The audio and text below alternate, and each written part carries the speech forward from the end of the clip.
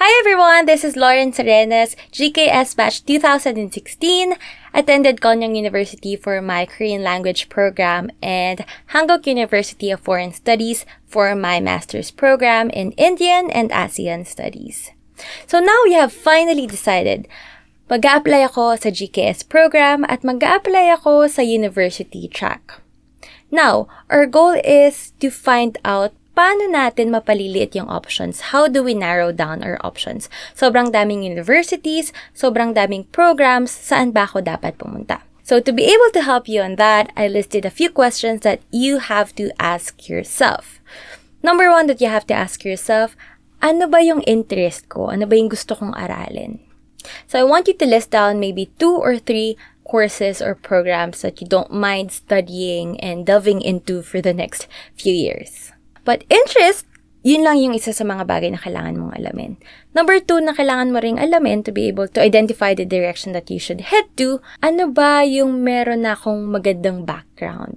Ano ba yung subject matter na meron na akong magandang foundation or something na naaral ko na ng college? So in my case, since my undergraduate is in sociology, pumili ako ng course Indian and ASEAN Studies na somehow still, related dun sa undergrad ko. Kasi yun yung tingin ko na magkakaroon ako ng advantage kapag nag-apply ako. Kasi meron na akong background. And when I say meron na akong background, nagre-reflect siya dun sa transcript ko. Makikita mo na nag-aral talaga ako ng sociology.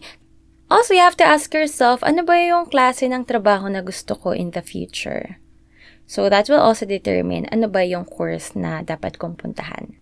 So number 2 question that you have to ask yourself, which universities offer these courses that I have listed? So the first thing that you have to do, tingnan yung guidelines ng GKS. Ano-anong mga universities ang nag-accommodate ng GKS students? So makikita niyo yan sa guidelines. And then after that, you might also want to check the websites of these universities, the official websites of these universities. So there are cases na hindi nila dinidisclose yung mismong program. So what you have to do is to email the point person in that university. So that will take a lot of time, waiting time sa pag-aantay ng mga replies. So I advise that you do it as early as you can. So one thing that you have to take note here is that the universities listed under the university track are a bit different from the universities that are listed under the embassy tracks. You have to take note, saang university ba kabilang to? So, kung gusto mo talaga mag-apply sa university track, you have to check the guidelines. Itong university na gustong applyan, nandun ba siya sa listahan ng university track list? Okay, so that's also in the guidelines. Second point that you have to take into consideration is that sa university track, isang university lang yung pwede nating applyan, whereas sa embassy track, 3 universities yung pwede nating applyan. Sa university track, ang universities ay classified into 4 different categories. Number 1, you have general universities. Number 2, you have regional universities. And then you have R&D, research and development universities, and research universities. Third question that you have to ask yourself, ano ba yung mga requirements ng program nito sa certain university na to? So, am I eligible to apply for this program? Ano ba yung mga prerequisites? Mayroon ba mga subjects na dapat na-take ko na ng college ako? May mga subjects ba na dapat na-aral ko nung nag-masters ako? Ano ba yung mode of teaching? Is it in Korean? Is it in English? Kung full Korean siya, I have to evaluate myself. Kaya ko bang mag-aral in full Korean? Meron ba silang requirements in terms of Korean skills? Kailangan ba naka-topic level 3 na ako or naka-topic level 5 na ako bago pa ako mag-aral or bago pa ako mag-apply or para makapasok ko sa program nito? Ang interview ba ay in Korean or in English? Okay, so after you have evaluated yourself, kung na-tick off mo lahat ng eligibility list or na-tick off mo lahat ng listahan nila ng qualifications, then that's the only time you apply for that program in that certain university. One tip for me, kung hindi ka 110% sure na na-tick off mo lahat ng qualification list or ng qualification items, then look for another option. Why? Because kung hindi tayo nakapasa dun sa standards ng university, we might risk our chance of getting into that university and hence also risking receiving a GKS scholarship. Fourth question that you have to ask yourself, saan located tong university na to? Okay, you have to choose a university or a city kung saan kaya mong manirahan for the next few years. So if you're taking PhD, that will take you about 3 or 4 years na nakatira ka sa city ngayon. So you have to also consider the location of the university.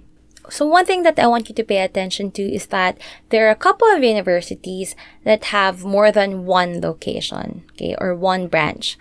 So in case of Hankook University of Foreign Studies, kung saan ako nag-aral, meron sila sa Seoul City at meron din sa Yongin. Meron ako kakilala ng mga batch namin na gusto sana nilang mapunta sa Seoul but hindi nila na-check na yung program pala nila ay sa ibang branch which is outside of Seoul. So, hindi na sila pinayagan na mag-change ng program at mag-change ng location. So, they had to live in a city where they didn't plan to live in. So, I have 2 tips for you. Number 1 is to do your research. Diligent research. You have to first look into the websites and then find out kung may kakilala ka na bang nag-aral doon. And you may approach the GKS Alumni Association, approach PICO, which is also an association in Korea for students in Korea, Filipino students in Korea, and try to look for someone na nakapag-aral na sa university na gusto mong applyan. Magtanong ka kung ano yung experiences nila.